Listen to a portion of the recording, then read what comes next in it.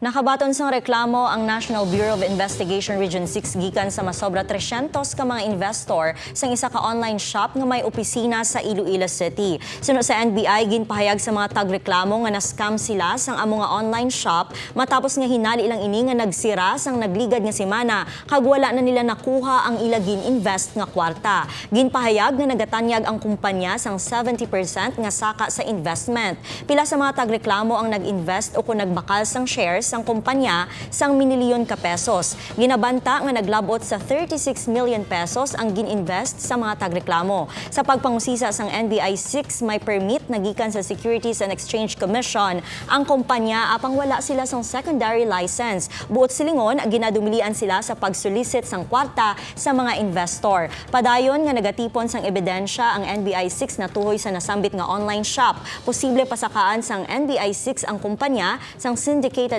estafa kag bayolasyon sa Securities Regulation Code. Dapat nyo ma-secure secondary license from the Securities and Exchange Commission. Kaya sa ilang certificate of registration, online shop sila. No? Wala na ginamention nga kabaligya sila or solicit sila investment in the forms of shares sa public.